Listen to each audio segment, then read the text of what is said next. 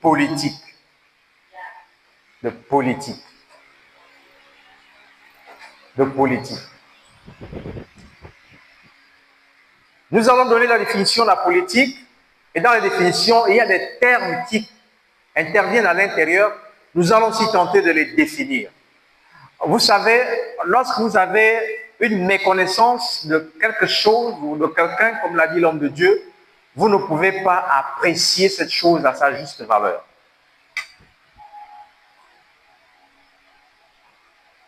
Amen. Sauf certains spirituels, certainement par révélation, comme Nathanaël, qui va aller vers Jésus-Christ, il va avoir une conversation avec Jésus-Christ, et Nathanaël est certainement un des premiers à dire que tu es Christ, que tu es le Fils de Dieu. Et Jésus va dire, oh, aussi peu que je viens seulement de te livrer, tu dis que je suis le Christ. Oh, mais attends, si c'est pour ça seulement que tu me dis, mais toi tu verras des plus grandes choses. Mais nous, la première maladie, c'est l'ignorance. Est-ce que vous savez que dans des débats, il y a des gens qui écoutent pour répondre, mais pas pour comprendre? À chaque fois que vous prendrez part à ce genre de débat, à chaque fois que vous serez en face de ce genre de personnes, taisez-vous. On les appelle des immatures. Les immatures ont ceci de particulier. Ils écoutent pour répondre. Les matures écoutent pour comprendre. Ils analysent. Après, il intervient si c'est nécessaire.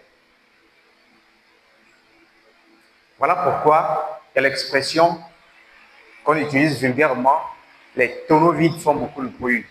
Parce qu'ils veulent qu'on les entende. En fait, ils sont à la recherche des tribunes. Parce qu'ils ne sont pas positifs. Vous savez, quand quelqu'un est positif, il ne cherche pas les tribunes. Quand vous êtes positif, vous êtes considéré comme un consultant. Mais quand vous êtes négatif, en fait, vous êtes rejeté. On n'a pas besoin de vous. Et comme on ne vous sollicite pas, et bien vous vous improvisez même là où on ne vous attend pas. En fait, vous voulez vous insérer. Alors ce matin, nous allons parler de politique. Et je suis très content que l'homme de Dieu ici, oui, m'ait demandé de parler de cela. Parce que j'ai un pied à l'intérieur et il y a des choses que j'ai observées et il y a des choses que j'ai apportées à votre connaissance. Amen. La politique, on nous dit que c'est un art. C'est un art de gérer les choses de la société, de la cité, les affaires de la cité. Mais lorsqu'on parle de gérer, dans la gestion, il y a la programmation. Il y a la planification. Il y a l'organisation. Et dans les affaires de la cité, ce sont toutes ces choses-là dont nous vivons. J'ai pris un exemple ici, par exemple. Un événement malheureux survient. Un père de famille meurt, les enfants sont spoliés, la veuve aussi est rejetée, et ça, ce sont les affaires de la cité. Maintenant, il va falloir les gérer.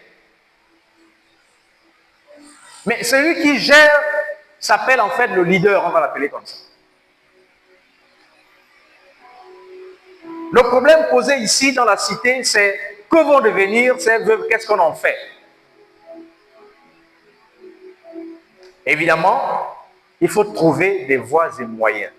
Voilà une situation qui se présente, mais seulement tout ce qu'on est en train de vouloir mettre en place, ça s'appelle la politique. C'est-à-dire que c'est l'ensemble des mesures prises pour pouvoir mener à bien l'opération. Simplement. Lorsqu'on parle de politique, on pense que la politique appartient seulement à Oligui.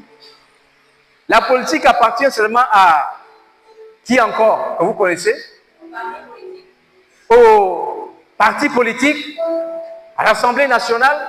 Non, la politique, même la technicienne de surface mène une politique pour faire son travail.